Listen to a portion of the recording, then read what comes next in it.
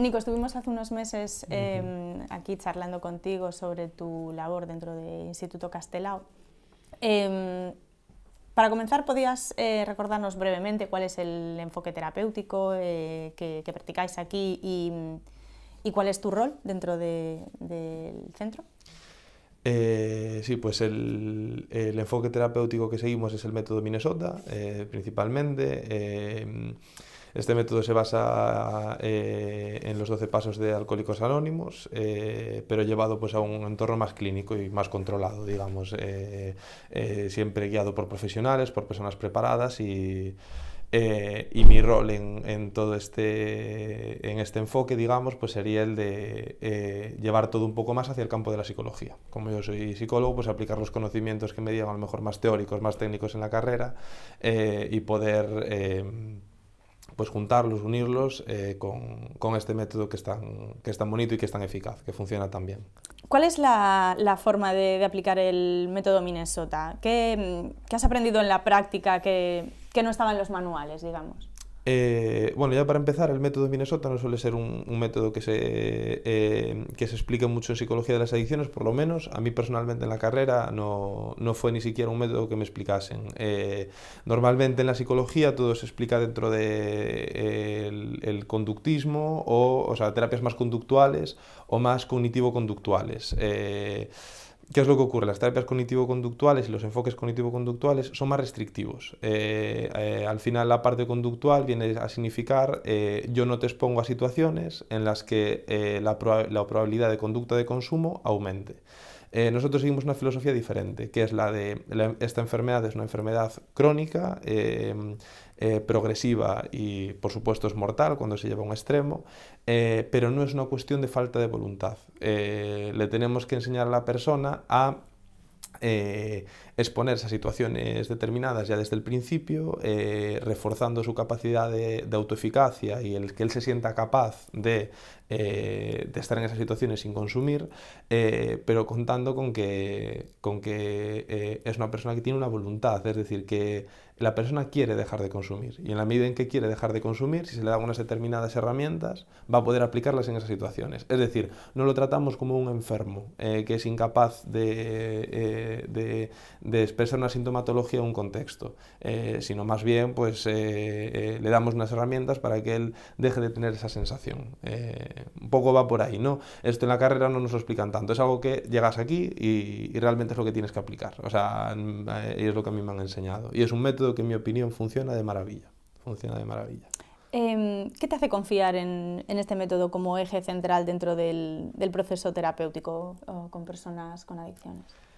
Pues primero que en el momento en que lo empecé a practicar veo que es el que mejor funciona, porque para mí por lo menos, igual luego cuando tenga más años, pues la experiencia me dice lo contrario, pero todo señala siempre, incluso a nivel científico, que el porcentaje de eficacia de una terapia está basado sobre todo en la alianza terapéutica, entre la relación terapeuta-paciente, no tanto en el método que se aplique. Y con el método de Minnesota es mucho más fácil establecer una buena alianza terapéutica, porque estás confiando en el paciente. Si tú confías en el paciente confía en ti.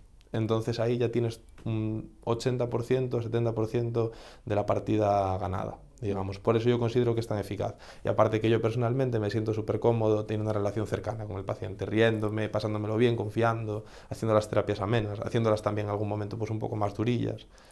Hablemos de cosas concretas. ¿Qué estructura o, bueno, si es que hay alguna estructura en una sesión de terapia con un paciente? ¿Cuánto dura? ¿Qué dinámicas sigues? A ver, la teoría, digamos, con lo que intentamos pues empezar es siempre pues más o menos 45 minutos, una hora de terapia, algunas son un poquito más largas, normalmente casi siempre hay una terapia al mes que se nos va de tiempo pues porque surge algún tema que hay que abordar y que nos lleva más tiempo. Es más o menos una hora de terapia y más que la propia terapia en sí, porque al haber diferentes fases de tratamiento hay diferentes cosas que se van tratando, por tanto la estructura de las terapias va siendo diferente. Al principio tú haces una primera entrevista inicial para conocer al paciente, luego estableces con él unos objetivos terapéuticos intentas establecer alguna hipótesis, digamos, de qué le puede estar ocurriendo y en función de esa hipótesis, pues tienes que contrastar dicha hipótesis, es decir, con diferentes técnicas, hablando con él, pues ver si realmente la idea que tú te has creado sobre él es la idea real y sobre su problema es la idea real. Y a partir de ahí, pues ir practicando con él técnicas que le ayuden a reducir el malestar que le está generando, pues lo que tú pensabas que él tiene, ¿no? Pues un poco incluso lo que podíamos ver en Doctor House, ¿no? O sea, ir juntando síntomas del paciente para poder establecer una especie como de diagnóstico, entre comillas, aunque, claro, aunque muchas veces el diagnóstico es lo último a donde llegas, simplemente pues intentar establecer el malestar principal del paciente. Y ahí ya es donde empiezas a tratarlo. La forma de tratarlo, digamos, ¿sigue alguna estructura o módulo temático o las sesiones son más bien personalizadas dependiendo, pues como tú dices, eso de la fase y dependiendo del paciente? Son personalizadas, realmente. Te podría decir que nosotros tenemos un programa de 10 fases de escritura, que eso está completamente estructurado. Ese programa tiene, le vas dando una serie de lecturas al paciente que terminan con unas preguntas que él va respondiendo en una libreta, y cuando el paciente termina de escribirlas, las corriges con él. Y en esas preguntas vas abordando pues, diferentes conceptos de la recuperación o momentos de su vida que han sido significativos. ¿Qué es lo que ocurre? Que bueno, al final nunca sabes con lo que te va a llegar un paciente cada semana, entonces pues muchas veces cuentas con a lo mejor, hoy corregimos la fase 3, pero ha discutido con su pareja y tienes que abordar eso. Pues entonces la fase 3 queda relegada pues, a la siguiente, la pasas a la siguiente sesión. Nico, ¿qué importancia tiene para ti la precisión del lenguaje en las sesiones? ¿Crees que el simple hecho de nombrar ciertos aspectos, ¿no? o palabras como adicto, impotencia, fachada compensatoria, no sé, ciertos términos tienen ya carga terapéutica? Sí, tiene mucha importancia. A ver, más importante que las palabras en sí es el tacto y la forma con la que lo digas, eso por supuesto. Pero sí que tienes que saber escoger el momento para decirle a un paciente, por ejemplo, que es adicto. Porque en función de la fase, digamos, del proceso de aceptación de su condición en la que esté y de la motivación que te da para el tratamiento, esas palabras pueden generar rechazo y confrontación o, pues, oye, o conciencia de enfermedad. O sea, son los dos extremos que pueden generar. Entonces, es fundamental, es absolutamente fundamental. Y sobre todo, bueno, lo más importante yo creo, más que las propias palabras, lo dicho, el tacto, el cariño con el que se lo digas, que él vea que se lo dices con buena voluntad, porque si no, vamos, si te pasas aquí al final 8 horas hablando con personas, diciéndole diferentes, al final errores los cometemos todos y ni siquiera nos damos cuenta, y todo lo contrario, los aciertos tampoco a veces somos conscientes, están en palabras que nosotros no nos hemos fijado en lo importantes que han sido para el paciente en ese momento. Supongo que una palabra o un momento mal elegido a veces puede desactivar alguna o desencadenar alguna reacción no deseada, ¿no? Sí, hombre, y a veces a lo mejor 3 palabras tres palabras en una persona, dichas a una persona de la que no conoces todavía su historia vital al completo, pues a lo mejor desencadenan que se abra un cajón que teníamos cerrado desde hacía mucho tiempo. Pero sí. ¿Y cómo se gestionan en esos casos las emociones que surgen cuando pues, hablas del autoconocimiento, ¿no? o el momento de reconocimiento de la enfermedad? Pues en momentos eso de cuando el conocimiento intelectual empieza a tocar puntos sensibles. ¿Cómo se sostiene una persona de manera emocional tras comprender lo que le sucede? ¿Cae en la culpa? Claro, o sea, te refieres a una vez que la persona ya es consciente de su problemática. del problema. Sí. Pues todo lo contrario. Ahí es donde la persona se sorprende. En el momento en que entiendes que es una enfermedad, entiendes que eres impotente ante ella. Entiendes que no eres un vicioso. Entiendes que no tienes culpa de las cosas que has hecho, sino que eres responsable de que ahora que eres consciente de que tienes un problema, ponerle una solución. Y esto es clave. Es completamente clave la diferencia entre culpa y responsabilidad. Y esto sí que es algo transversal a casi cualquier centro de adicción o cualquier tratamiento de adicción, es el entender esto, porque la culpa al final tiene dos funciones, ¿no? La primera es una sensación, una emoción negativa que nos sirve para que no repitamos los mismos errores una y otra vez. Pero también muchas veces puede funcionar como un arma de doble filo que nos lleva a pensar que nunca vamos a cambiar, que somos malas personas, que somos personas condenadas a actuar mal y autoflagelarnos y perder de esa manera un tiempo maravilloso que podríamos emplear para cambiar.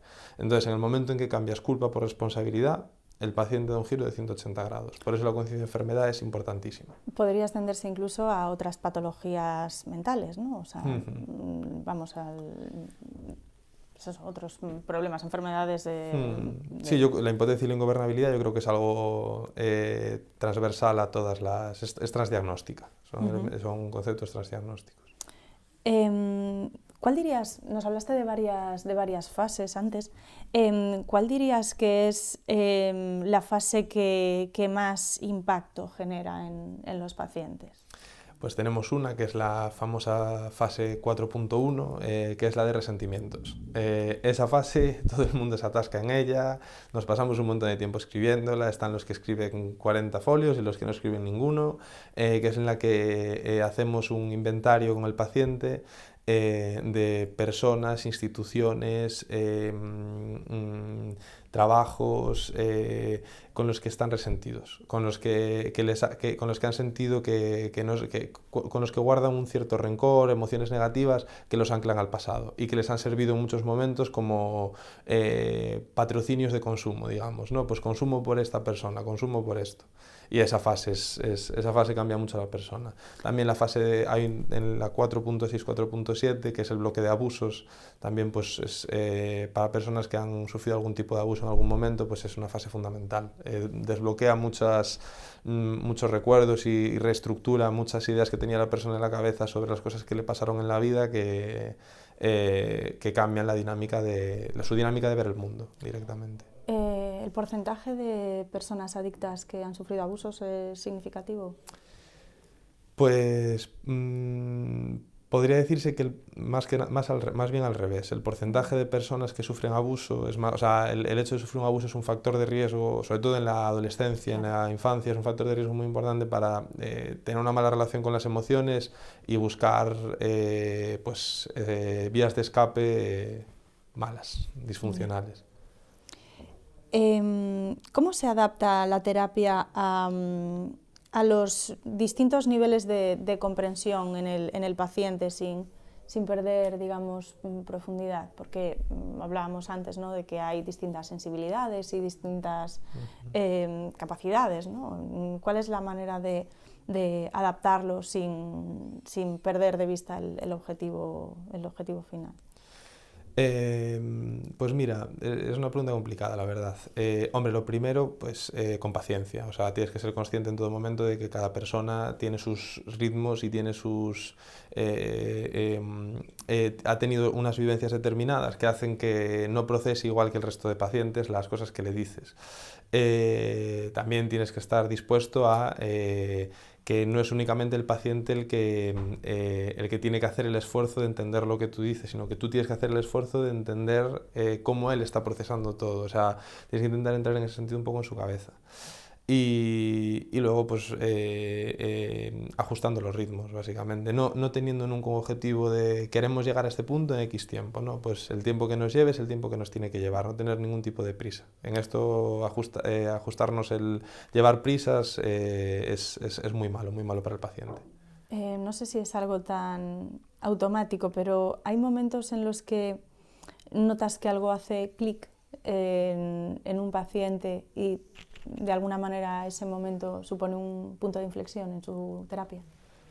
Pues depende del paciente. Hay pacientes que son más, que están más en un continuo, es algo más cuantitativo, digamos, que todos los días se va sumando, ¿cómo decirte? Un granito de arena al proceso, pero sin embargo hay pacientes que sí que hacen un clic y es una pasada. O sea, el momento del clic no es un momento en una terapia normalmente, pero sí que a lo mejor pues es lo que te decía antes, no está tanto en las palabras que el terapeuta piensa que son las importantes, sino a lo mejor en una frase un día que le dices saliendo por la puerta, antes de irte para casa, o en una terapia grupal, algo que le dice un compañero que acaba de entrar en el centro, pues eso le hace hacer clic. Hubo un paciente hace no muchos meses que estaba teniendo unas resistencias muy muy grandes, que estaba aquí pues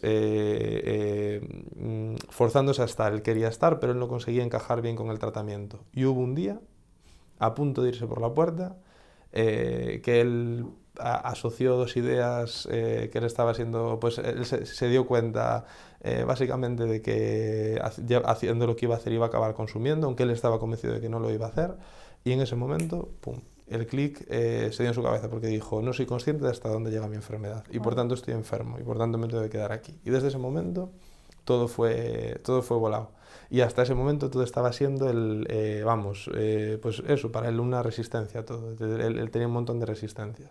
Hay gente que se desbloquea en un momento determinado y hay otra que es pues una cosa más cuantitativa, más despacito. Curioso. ¿Qué papel puede tener el humor, la provocación, entendida como pues, desafiar a un paciente o confrontarlo, o incluso el silencio como recursos dentro de una sesión de terapia? Pues como todo depende mucho del estilo del terapeuta. Cada terapeuta tiene su estilo, sus características y tienes que adaptarlas adaptarte a esas características. Pero el humor para mí tiene un papel fundamental y en este centro tiene un papel fundamental en tanto que es una herramienta para generar confianza en la persona, para establecer un vínculo, para que no asocie la sala de terapia a un lugar donde únicamente se viene a llorar. Al final la cajita de pañuelos se tiene que utilizar para llorar de pena y llorar de risa, o sea, eso es fundamental. Y para no victimizarse, para que la persona deje de victimizarse, de ay, qué vida más terrible, qué cosas más terribles. No, pues esto, por supuesto, no se puede nunca invalidar, pero tampoco podemos únicamente verlo todo pues con unas gafas que nos hagan verlo todo en blanco y negro. La confrontación tiene un papel importante, pero siempre desde mi punto de vista entendida desde el respeto, desde el amor y sobre todo desde una posición equilibrada, igualada entre el terapeuta y el paciente, más que incluso terapeuta-paciente, aunque la palabra cliente a veces pueda sonar un poco fría, también pone al paciente en el lugar que le corresponde, es decir, es una persona que está recibiendo un servicio y por tanto siempre, siempre, siempre se le tiene que escuchar y siempre se le tiene que convencer, nunca imponer. Ese es mi punto de vista, y es el que funciona aquí y con el que funcionamos aquí y el que genera mayor tasa de efectividad, yo creo. Y la más importante para mí, más difícil de gestionar, es el silencio.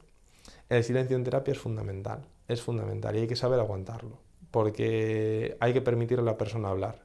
Y muchas veces la persona viene con una serie de mecanismos de defensa que pueden consistir en hablar mucho o en dejarte hablar a ti, para que él no tenga que profundizar en las cosas en las que no quiere profundizar. Y a veces, pues claro, en ese silencio hay una cierta tensión de que la persona está tensa. Y tienes que dejarle que se quede en esa tensión hasta que se ve obligado a hablar. Entonces, gestionar bien el silencio es una herramienta importantísima para que las cosas funcionen bien en terapia. No tenerle miedo al silencio, no tenerle miedo al silencio. Qué bueno. Nico, ¿crees que es posible hacer terapia con una persona que todavía no desea dejar de consumir, pero sí quiere entenderse? Sí.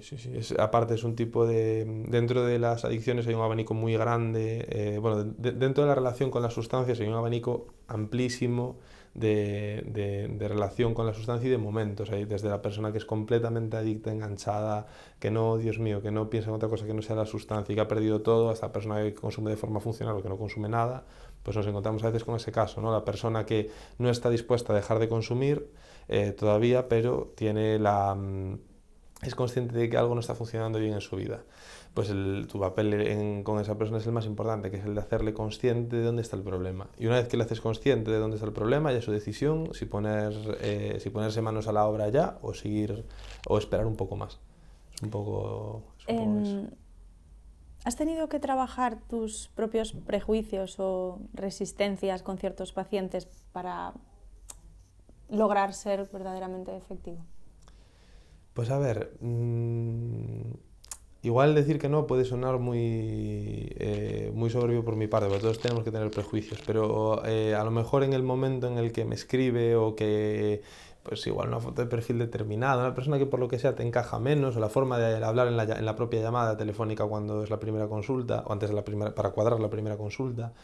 Pero es que en el momento en que viene una persona aquí y se te abre en canal, o simplemente se para a contarte su vida sin abrirse necesariamente emocionalmente, pues ya en ese momento todos los prejuicios se quedan atrás, por lo menos para mí. Y estoy hablando de tú a tú con una persona que pues ya le estoy cogiendo cariño, me es inevitable, me es inevitable. Bueno, creo que de alguna manera ya me has respondido a esta pregunta, pero te la vuelvo a plantear. Hay enseñanzas que solo pueden entenderse después de meses de tratamiento, ¿no? O sea, tú cuando trabajas lo haces con esa idea de sembrar sin esperar frutos de manera inmediata. Completamente. Claro, claro, eso es así. ¿Tienes alguna frase o algún concepto que repitas de manera intencionada en tus sesiones, aunque parezcan obvias o resulten repetitivas? Pues sí, para para los pacientes y para los familiares ya en terapia de grupo, tengo dos así una que decimos todos, que esto es para quien esto es para quien lo quiere, no para quien lo necesita. Este es el lema de la terapia de adicciones, que pues, es el papel del psicólogo y del terapeuta realmente es conseguir que la persona quiera recuperarse. Yo creo que esto lo habíamos hablado incluso en la primera vez que grabamos. Y la otra, yo la utilizo mucho, es que no hay que estar bien para hacer las cosas, hay que hacer cosas para estar bien. Muchas veces esto es un lema prácticamente dentro de la terapia de tercera generación de aceptación y compromiso, que es que al final si nosotros por el hecho de estar mal muchas veces en la cultura, en las películas se nos dice que hay que sentir las cosas para hacerlas, hay que esperar a sentirnos de determinada manera para actuar de esa forma y hacerlo como de corazón. Pues como tengamos que esperar a que la cabeza se ponga bien para hacer cosas, vamos listos. Tenemos que, aunque no nos apetezca, movernos y volver a hacer las cosas que nos llenaban para volver a tener el estado emocional que teníamos antes, el estado mental que teníamos antes. ¿Cómo logras identificar cuando un paciente ha interiorizado algo de verdad y no está simplemente repitiendo lo que cree que quieres que diga? Uf, qué pregunta más difícil. Qué pregunta más difícil.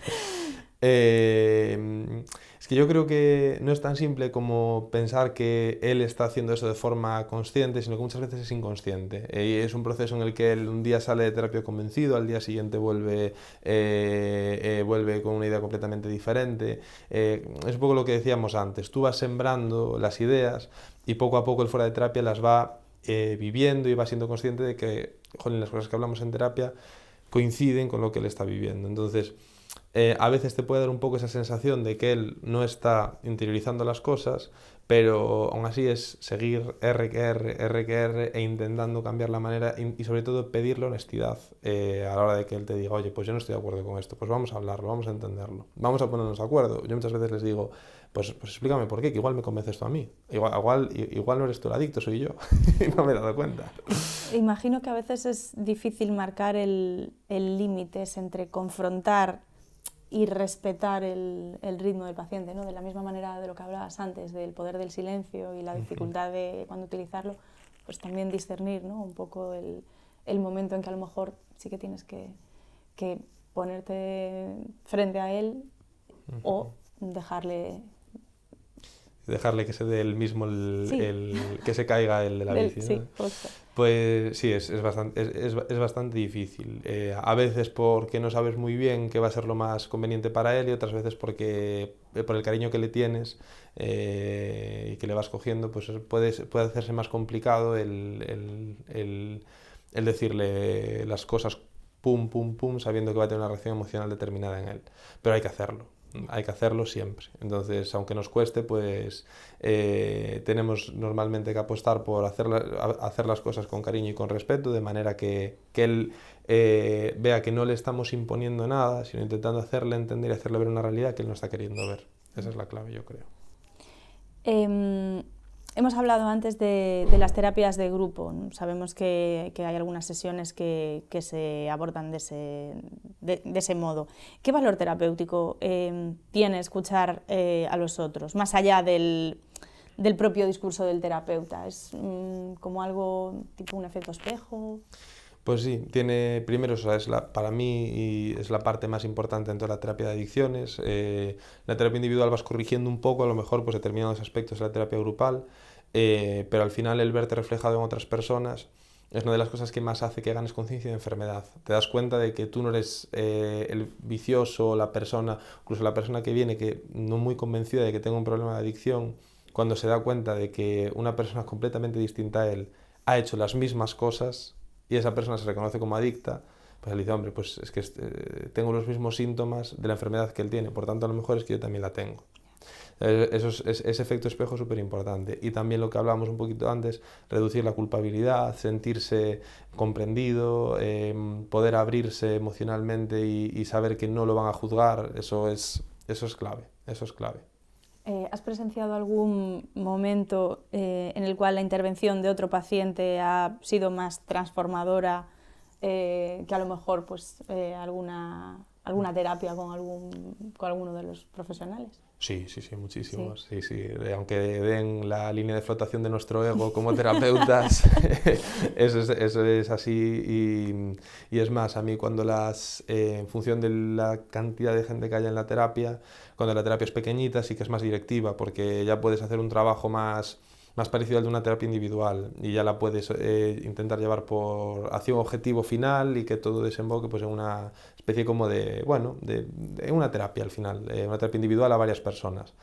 Pero cuando la terapia es de 20, 25, 30, 35 personas, eso es imposible completamente. Entonces a lo que te tienes que ceñir es un papel de mediador. Tú al final lo que haces es mediar y ir redondeando lo que comparten los pacientes para darle un sentido terapéutico y que tampoco la terapia se vaya pierda el sentido que tiene y el orden que tiene. Pues vas ordenando, vas dando la palabra, las personas van hablando y ahí es donde los pacientes más aprenden, con muchísima diferencia. Pues hablando un poco de esto, ¿no? del ego como profesionales o eso, ¿cómo manejas la frustración o los bloqueos cuando ves que un paciente no está preparado a lo mejor para afrontar ciertas cosas o un paciente que a lo mejor lo intelectualiza todo y usa el conocimiento como negación, como forma de defensa? ¿Cómo lo vives?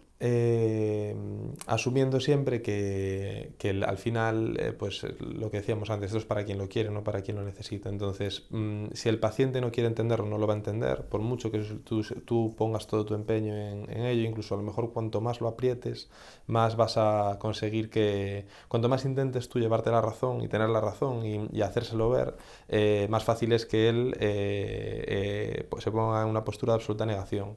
A veces, pues asumir que eres su acompañante, eres la persona que lo va a ir acompañando y que él va a ir cometiendo ciertos errores y que tú vas a estar ahí como un paracaídas hasta que él quiera ponerse completamente en tus manos, pero aún así a veces yo creo que lo que más daña al ego es a lo mejor el pensar que nuestras decisiones pueden impedir una recaída, ¿no? Pues esto es lo que más puede afectar al ego de un terapeuta, porque no es así para nada. Las recaídas se dan por 1000 circunstancias del paciente y personalizar esos resultados es un error garrafal, porque te pasa una factura emocional muy, muy grande. Al igual que personalizar también las victorias del paciente. Las victorias son del paciente. Tú lo has ido acompañando, pero las victorias siempre son del paciente.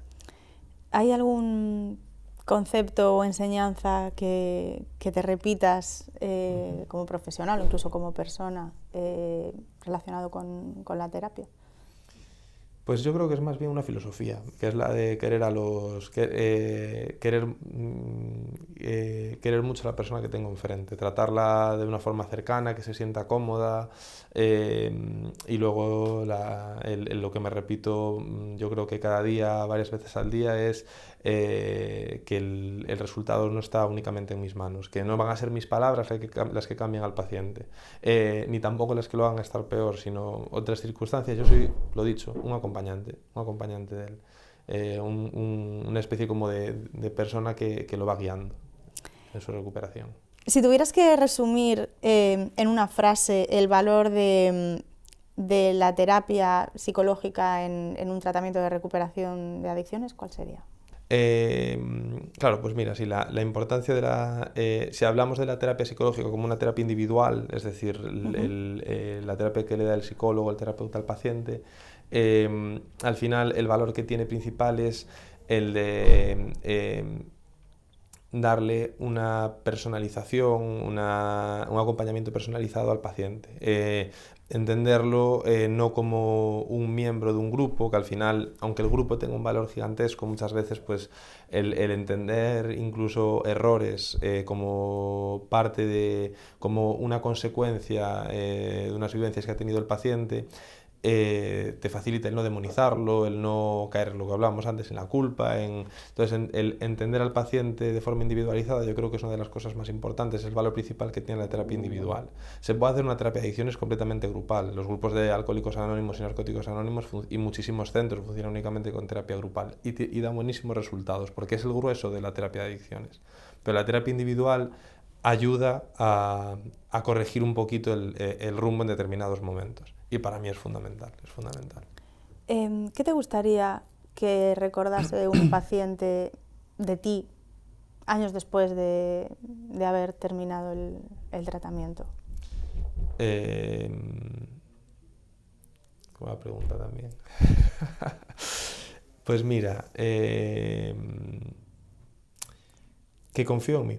Eso es una de las cosas y que yo confíe en él. Que diga esa típica frase, confío en mí desde el principio. Esa es la que me gustaría que... Qué bueno. Porque así es, que confío en mí desde el principio.